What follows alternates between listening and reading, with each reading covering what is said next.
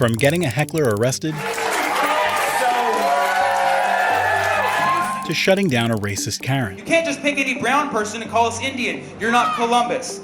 That one's for you. That one's for you. Here are 9 times comedians destroyed their critics, starting with Bill Burr, who called out journalists for their unnecessary criticism live on The Conan Show. You took journalism. Yeah. Get out of here. What about... Yeah, it's a bunch of nerds interrupting people who know what they're doing. Get out of here. Later, also criticizing them for intruding where they don't belong. I don't like when journalists go into a war area and they put on a helmet and their stupid vest. I'm standing out here. The war's in the background. So you think journalists shouldn't wear helmets and vests? No, either join the army or get out of there.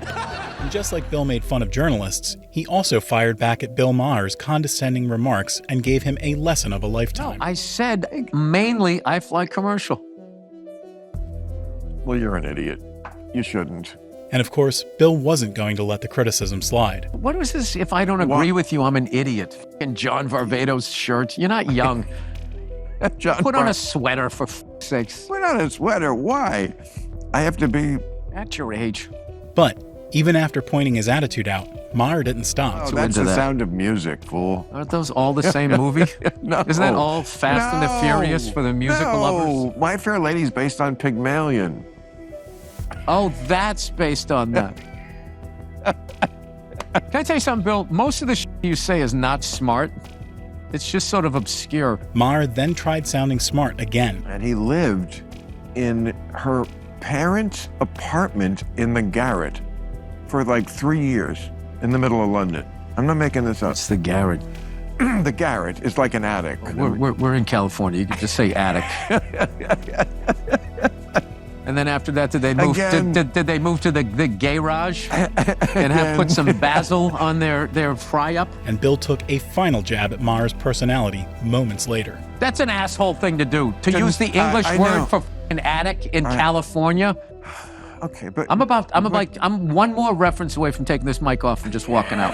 After the podcast, Bill was praised for calling out Maher's inflated ego. This is a masterclass in disarming a narcissist. Maher escaped with just a verbal takedown, unlike what was coming for Steve Hofstadter's hecklers, where one would face a brutal shutdown and the other would end up in handcuffs before the night was over. Now you're gonna be arrested, all right? So at this point, I'll give you an opportunity to walk away. It all started when Steve was making fun of the Twitter community. Jessica Mendoza, for the first time, just this past year, became the first female broadcaster to broadcast a baseball playoff game in 2015. Yeah. Wow. 2015! And people still lost their minds. There were so many men on Twitter just being like, she doesn't know what she's talking about. She never played professional baseball. But Steve's constant jokes calling out misogynists would soon rub someone the wrong way. What are her qualifications, huh? What the does she know? I don't know. 2-time Olympic gold medalist, went to Stanford. It sounds pretty qualified to me. Stanford Community College? No, it's Stanford University. It's actually a real good school. You'd have heard of it if you went to college. But, people just get so upset at this thing. Next? And Steve had no plans of going easy on the heckler. Okay, so what did you mean by next? Because you're not going to get away from that. No, explain what you meant, because... You and I can talk later? Oh, yeah. I'm sorry, did I start this? Because you're witty, paid comedians, we can talk later about it, but go ahead and... How about you talk in the parking lot right now? But when the heckler didn't leave, Steve decided to turn him into a laughingstock in front of his own daughters. But if I do have a kid, whether it is a son or a daughter, I hope to set a very good example for them. And I hope that I never do what you did today. Y'all have a good night. And while that guy shut up after being called out, this next heckler was so obnoxious that Steve had to call the cops to get rid of him. And it all started when Steve was doing his usual left-wing routine. So North Carolina passed a law that said that you had to use the bathroom of the gender you were assigned at birth. Woo! No! We're going to explore this. But instead of apologizing, the heckler kept making things worse for himself. So you don't believe in gender-neutral bathrooms? Pardon? You haven't been funny for a while, so I'm still trying to catch up. Oh, I haven't been funny for a while? No, that's totally okay. I get it. About 5 minutes, though, but it's all good, because I've liked you on Facebook. It's all good. With nothing to lose, the heckler desperately tried to one-up Steve. You've been coming for, like, how long in your You're not even funny yet. only to get humiliated himself. I've been talking for how long? That's what you paid me for, you dummy. Do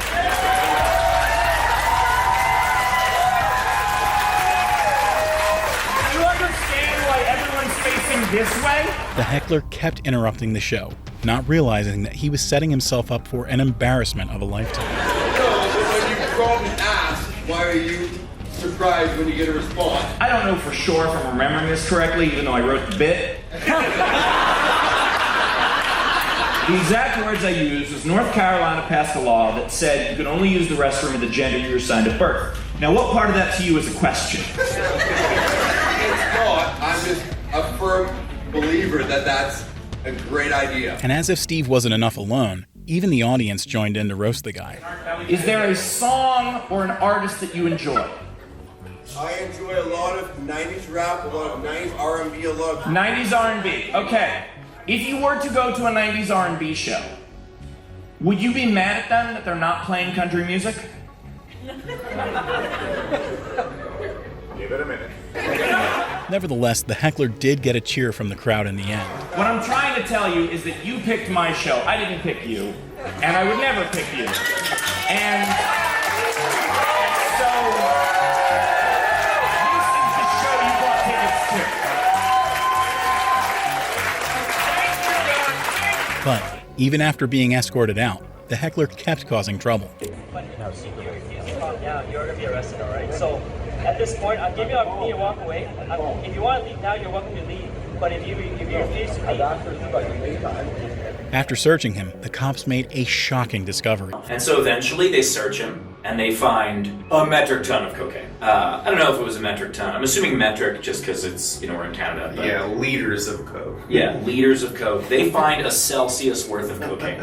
They arrest the guy. And I don't know what they're going to charge him with. Disorderly conduct, trespassing, narcotics, hate crime. There were many things they could charge him with. But while Steve's heckler got himself in prison, Jimmy Carr's heckler found himself in roasting hell after he criticized Jimmy's sense of humor. Would you advise your kids to go into comedy? Would I advise my kids to go into comedy? Yeah. Easy. It's easy. I don't know. If they're funny, I guess.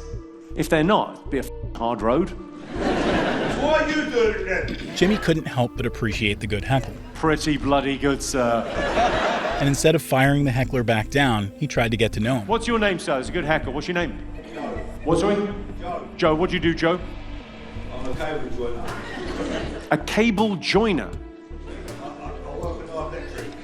You work with live electric. But little did the heckler know that he gave Jimmy all the information he needed. I feel like a careers advisor somewhere is trying to nudge natural selection along. And Jimmy had no plans to stop there. Someone's gone, what should Joe do for a living? What's the most dangerous thing? Well, it would be working with electricity. Will he be able to say electricity? No. Jimmy's roasts were direct and on point, unlike Trevor Noah, who diplomatically exposed the irony of this next interviewer. Do you feel that you in some way do use mockery, fake incredulity and exaggeration, that perhaps you're treading a fine line yourself? Forcing Trevor to politely give her a lesson on common sense. I don't think so, because we are operating in the space of news parody and satire. When you talk about fake news, the biggest difference is it never tells you that it is fake news. We let you know from the beginning. We are on Comedy Central. I tell you from the very get-go who I am. There is no facade. But despite Trevor's reasoning, the interviewer still kept making baseless criticisms. Are you not contributing to that kind of echo chamber effect? Because now we're seeing that, there's a lot of personal invective on social media, traditional media, very polarized opinions. Are you perhaps becoming part of that? And when the interviewer started being politically correct, Trevor pointed her hypocrisy out and cut her down to size. Do you see, this is interesting, because look at you now as a news person. You are in the uncomfortable position where you have to appear to not say anything that implies anything, even though it is laid out before us. So I ask you this question. You will go, somebody is not racist, nor are they a white. No, I'm just saying, if you say, I'm saying as an example. And even the comment section joined in on the beatdown. Incredible. She does exactly what he says is wrong with the news while he's saying it, And he points out when she does it, and she still doesn't get it. Just like Trevor was criticized for supposedly polarizing the media, Dave was also falsely criticized for his homophobic jokes and had no qualms roasting his critics live on stage. It was acting like a online. It was like mischaracterizing my jokes, trying to make a point off of me, when it was really, it's like, yo, I'm your ally, motherfucker. I'm not trying to stop gay people. I got better to do. This motherfucker is saying things to try to get gay people to beat me up. Soon, Dave exposed their baseless claims. David Chappelle's jokes were an affront to the manhood of all gay men. What the does that mean? I didn't say anything that would allude to gay men not being men. I know you men. In fact, what could be manlier than another guy in the ass? And just like Dave schooled the bloggers for making wild claims, Hasan Minhaj also schooled journalists for stirring controversy with wild accusations. They misled readers by excluding all of that and splicing two different quotes together to leave you thinking that I made up a racist incident. It all started when Hasan was talking about an interview he had with The New Yorker. Back in September, The New Yorker ran a piece on me called Hasan Minhaj's Emotional Truths, in which a reporter fact-checked my stand-up specials and found some factual inaccuracies that they wanted to ask me about. So I sat down with them to explain my writing process and why I make certain creative choices in my stand-up. Now, when the article came out, it got picked up by almost every single news outlet. But, to Hasan's surprise, the news was completely different from what he was expecting. Critics are raising questions about Hasan Minhaj and whether he and other comedians should be more truthful with their materials. One of Mr. Minhaj's stories is about a white girl he asked to the prom who spurned him on the big day when her parents didn't want pictures taken with a brown boy, except it never happened. Instead of backing down, however, Hasan got proof from his old prom date and flipped the script on the magazine. I think my parents have come a long way too. And what would her parents have to come a long way from? Racism. I do not appreciate The New Yorker implying that I made up racism. My team and I repeatedly try to give them the emails that you just saw. And Hasan kept exposing the magazine's dubious journalism. They knew my rejection was due to race.